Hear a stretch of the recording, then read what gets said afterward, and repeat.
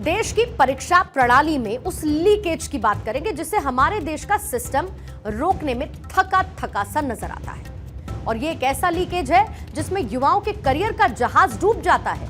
लेकिन दुर्भाग्य ये कि हमारे देश में पेपर लीक होना एक उतनी ही आम खबर बन चुकी है जितना कि सड़क पर होने वाले गड्ढे। यानी हमारे देश के बड़े बड़े संपादक भी इस पर बात करते करते बोर हो चुके हैं। और ये कड़वा सच है जिसे शर्मिंदगी की एक गोली के साथ नाकामियों के गुनगुने पानी में इस सिस्टम को रोज पीना चाहिए। हमारे देश का एक राज्य है बिहार, जहां पर परीक्षा के लिए दिन रात की गई मेहनत का परिणाम सफलता में नहीं बल्कि सड़कों पर देखा जा रहा है। जहां पर छात्र बीपीएससी यानी कि बिहार लोक सेवा आयोग की 70वीं संयुक्त प्रारंभिक परीक्षा यानी कि प्री एग्जाम जो कि 13 दिसंबर 2024 को आयोजित हुई, उसको लेकर लगातार प्रदर्शन कर रहे हैं। पटना के बापू सभागार में आयोजित परीक्षा में प्रश्न पत्र वितरण में देरी यानी कि एग्जामिनेशन पेपर को डिस्ट्रीब्यूट करने में डिले और पेपर लीक के आरोपों के चलते ये छात्र लगातार हंगामा कर रहे हैं। इसके साथ साथ इन स्टूडेंट्स का आरोप यह है कि परीक्षा में अनियमितताएं हुई हैं। प्रश्न पत्र स्तरहीन थे और कुछ प्रश्न निजी कोचिंग संस्थानों के मॉडल प्रश्न पत्रों से मेल खाते थे। और शायद इन तमाम कारणों से छात्र ये चाहते हैं कि बीपीएससी के इस प्री एग्जाम को रद्द करते हुए फिर से परीक्षा आयोजित की जाए।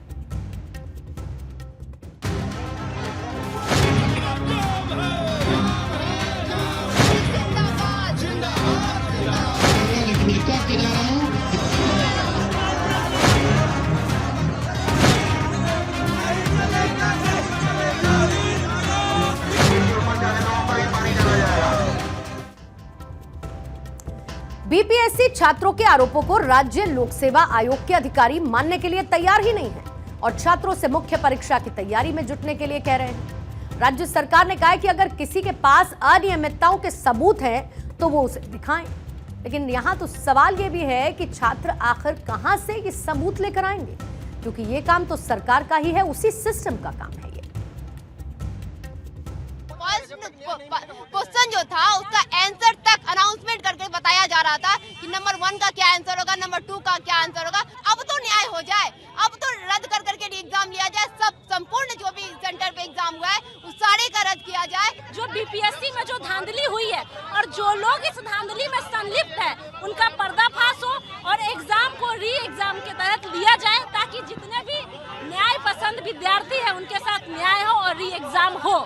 हम तमाम लोगों से ये मांग करते हैं कि छात्रों को पुनः एग्जाम कराने की मांग पूरे एक सेंटर 2 सेंटर पर नहीं, ये एक सेंटर पर पुनः एग्जाम कराने का क्या अर्थ है। हमारा ये संघर्ष, यहाँ से ये आवाज वहाँ तक उनके हितों में, उनके लिए और उनकी आवाज को बुलंद करने का जो आवाज है हम देने का काम करें। बीपीएस यहाँ पर यह भी समझना होगा कि कोई भी सरकार स्टूडेंट्स को नाराज नहीं करना चाहती है, पर छात्र हितों को वो पूरा नहीं कर पा रही है। दूसरी बात यह भी है कि विपक्ष भी छात्रों को भड़काने के लिए तैयार बैठा है और ऐसी स्थिति में कभी भी छात्र और उनका विस्फोट कर जाना बहुत ही नेचुरल नजर आता है, क्योंकि बिहार में तो इसकी आशंका और ज्यादा है। जैसे कि बीते संडे की घटना के पीछे जनसुराज नेता प्रशांत किशोर का नाम आ रहा है। इसके पहले इन छात्रों को पप्पू यादव का भी सपोर्ट मिला था। तेजस्वी यादव भी छात्र राजनीति पर पकड़ बनाने की कोशिश करते रहे हैं और अगर यहां पर बीजेपी और जेडीयू भी विपक्ष में होती तो वो भी यही काम कर रही होती। सारे साथियों ने भरोसे से जो मेरे पे विश्वास किया है उससे हम लोग पीछे नहीं हट सकते हैं। 29 तारीख को जो घटना हुई, प्रशासन ने उन बच्चों पर लाठी चलाया है, तो अब किसी भी हालत में मैं प्रशासन के कहने पर आंदोलन वापस नहीं लूंगा। भैया बच्चे तो हमारे कभी लड़ना नहीं चाहते, एक फ्रॉड ने इस्तेमाल कर लिया और हमारे बच्चों को झोंक दिया। हम तो सिर्फ री एग्जामिनेशन चाहते हैं और दूसरा कोई बात ही नहीं है, सवाल ही नहीं उठता। बच्चे के पास सारे प्रूव्ड हैं। छात्रों के साथ जो इस बार परीक्षा जो ली गई कि आपको समय से लेट प्रश्न पत्र दिया गया और बिल्कुल समय पे उनसे वापस ले लिया गया, तो उनको समय देना चाहिए था, और समय अगर उस समय नहीं मिला तो कम से कम अब उसको री एग्ज़ाम उसकी होनी चाहिए थी। और बिहार में ऐसे लगता है जैसे कि सरकार नाम की चीज़ रह नहीं गई। तो एक तरफ जहां पर इस मामले में जमकर सियासत हो रही है, तो कार्रवाई की भी खबर है। बड़ी खबर यह है कि पप्पू यादव के खिलाफ एफआईआर दर्ज हुई है। सांसद पप्पू यादव, जो कि लगातार स्टूडेंट्स के सपोर्ट में, प्रदर्शन में भी शामिल हुए, उनके साथ बातचीत भी की। ये देखिए वो तस्वीरें मुलाकात की। ये जो पेपर लीक हुआ, जिसको लेकर छात्र मांग कर रहे हैं कि दोबारा से री एग्जाम हो, सरकारी कामकाज में बाधा पहुंचाने का आरोप सांसद पप्पू यादव पर लगा है।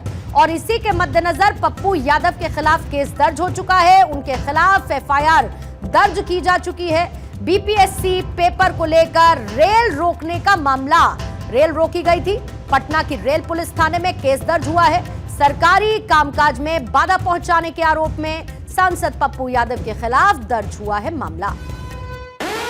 वहीं इसी बीच में एक और बड़ी खबर है, प्रशांत किशोर के खिलाफ भी मामला दर्ज हो चुका है। जनसुराज के नेता प्रशांत किशोर के खिलाफ भी इस मामले में दर्ज हुआ है केस। मुजफ्फरपुर कोर्ट में प्रशांत किशोर के खिलाफ मामला दर्ज हुआ है।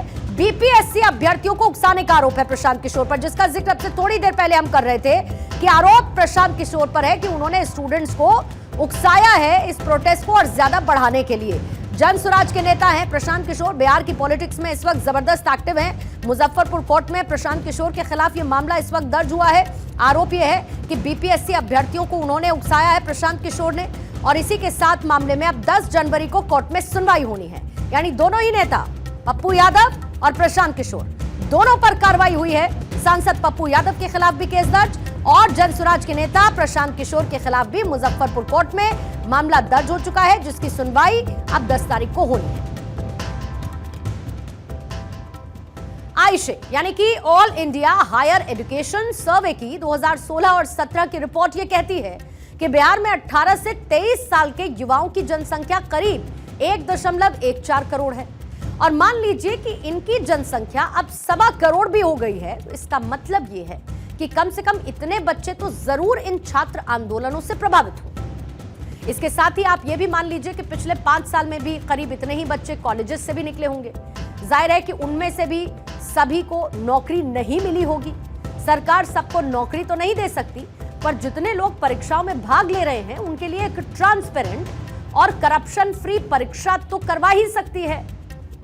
आप इसको ऐसे भी समझिए कि छात्र छात्राओं के परिवार वाले भी इन परीक्षाओं से सीधे प्रभावित होते हैं। बिहार में हर एक जाति, हर एक वर्ग के परिवारों में भाई बहन, बेटी दामाद, बेटा बहू सभी परीक्षा की तैयारी कर रहे होते हैं। जो लोग नौकरी पा चुके हैं और अच्छी नौकरी के लिए, जो युवा कोई रोजगार कर रहे हैं, वो सरकारी नौकरी के लिए एग्जाम दे रहे होते हैं। और इस तरीके से बिहार में नौकरी की तैयारी करना, नौकरी के लिए फॉर्म भरना, परीक्षा देना सभी एक धर्म की तरह चलता है। यहां पर सरकारों को भी एक बात समझनी होगी कि बिहार की छात्र राजनीति में देश की राजनीति को बदलने की ताकत रही है। जेपी आंदोलन को ताकत छात्र राजनीति से ही मिली। और बिहार में छात्र आंदोलन सिर्फ एक परीक्षा का मुद्दा नहीं होता है, बल्कि ये पूरे परिवार के सम्मान और जीवन मरण का सवाल होता है। क्योंकि दूसरे राज्यों में पढ़ाई के अलावा खेती, बिजनेस, उद्योग धंधे जीवन का आधार हो सकते हैं, पर बिहार में ऐसा कम है।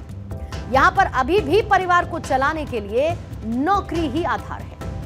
और इन सब के बीच हम ये भी कहना चाहते हैं कि सरकारों को अब छात्रों की आवाज को सुनना चाहिए, पेपर लीक के मुद्दे को गंभीरता से लेना चाहिए।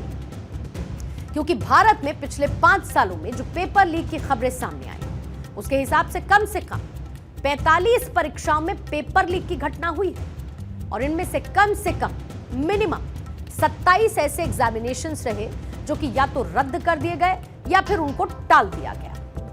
और सबसे ज्यादा पेपर लीक उत्तर प्रदेश में हुए। यहां पर इसमें 8 मामले सामने आए। इसके बाद राजस्थान, महाराष्ट्र में जहां पर 7 पेपर लीक की घटनाएं हुई। बिहार में 6, गुजरात और मध्य प्रदेश में 4 पेपर लीक की घटनाएं हुई। ऐसे में यह सवाल तो पूछा ही जाएगा कि आखिर सिस्टम एक परीक्षा को भी ढंग से कंडक्ट क्यों नहीं करा पाता। इसके साथ सवाल यह भी है कि बीपीएससी के परीक्षार्थियों की नाराजगी बढ़ती जा रही है। क्या बिहार इंटेलिजेंस ने सरकार को इसके लिए आगाह नहीं किया? क्या स्थिति इतनी बेकाबू हो चुकी है कि सर्दी के मौसम में छात्रों पर लाठीचार्ज के अलावा कोई और जरिया ही नहीं बचा है? अगर प्रशासन के लोग समय रहते छात्रों को विश्वास में लेते, उनसे बातचीत करके उन्हें शांत करने की कोशिश करते, तो क्या स्थिति इतनी ज्यादा खराब हो जाती? और सवाल यह भी है कि क्या प्रशासन में ऐसे लोग भी बैठे हैं जो छात्रों को मोहरा बनाने की कोशिश में लगे हुए हैं? ये वो सवाल हैं जिनके जवाब सिस्टम शायद ना दे सके, लेकिन उन्हें इन सवालों के जरिए समाधान निकालने का जरिया जरूर मिल जाएगा, क्योंकि यही इन सरकारों का काम भी है।